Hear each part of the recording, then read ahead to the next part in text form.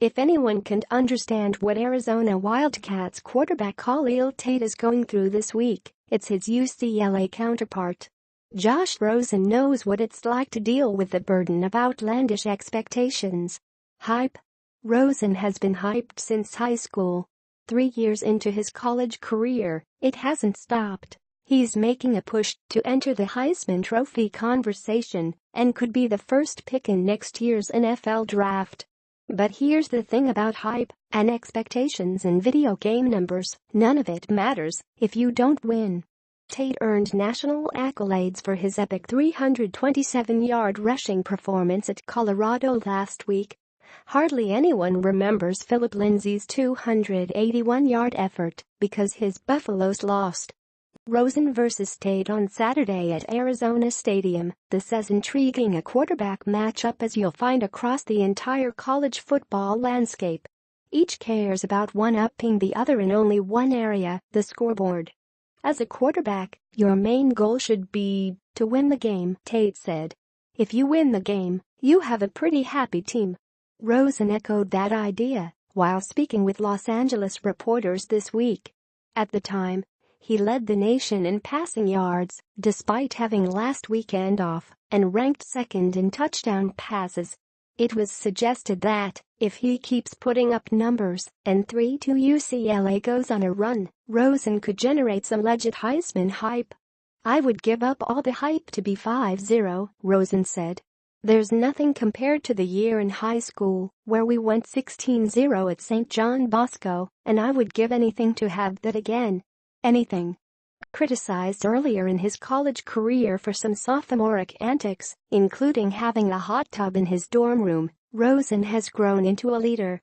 Working with new offensive coordinator Jed Fish, Rosen has an active role in formulating the game plan each week. Is Rosen still sometimes too blunt for people's tastes? Yes.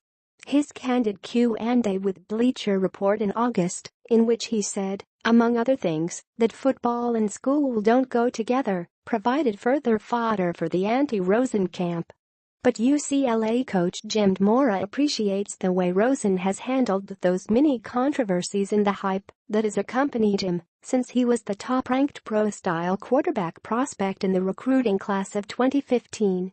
"It's a challenge for young players, really at any position, but certainly at the quarterback position, where you get so much attention," Mora said. "I think Josh has handled it unbelievably. We all have to remember, he enrolled here as a 17-year-old. And now going into his third season here has matured to a level where he's really approaching everything as a professional. He takes to coaching and teaching." Rosen started all 13 games as a freshman in 15, passing for 3,669 yards and 23 touchdowns and leading the Bruins to an 8-5 record. At that point, the hype train became a bullet train. Last year, he got hurt halfway through the season, missing UCLA's final 6 games because of a shoulder injury. The Bruins slumped to 4-8. USC quarterback Sam Darnold became the toast of LA. This year, Rosen has risen again, and he is the undisputed focal point for Arizona's defense. In 2 appearances against the Wildcats, both victories, Rosen has passed for 634 yards with 5 touchdowns and no interceptions. "He's a very smart quarterback," Arizona senior defensive tackle Parker Zellers said. "He knows what he's doing out there. He seems calm and poised in the pocket. At the same time, if we pressure him and get him in some tough situations, get him to make a few mistakes here and there, hopefully we can get in his head." Arizona's defense, which had its worst game of the season at Colorado, understands that it needs to do its part. The Wildcats can't rely on Tate to bail them out again. Topping, or even matching, his performance from last week will be nearly impossible. Not only did Tate set the FBS record for rushing yards by a quarterback, he completed 12 of 13 passes. He came within 1 dropped pass of pitching a perfect game. How does one possibly follow up an outing like that? "Keep on being myself," Tate said. "Keep on making the right reads. Keep on being a leader, putting my team in the best position to win." Tate is unquestionably a better version of himself than the last time he had an opportunity like this. Like Rosen, Tate enrolled as a 17-year-old. Unlike Rosen, Tate played in games as a 17-year-old. Tate played well off the bench against UCLA and Utah.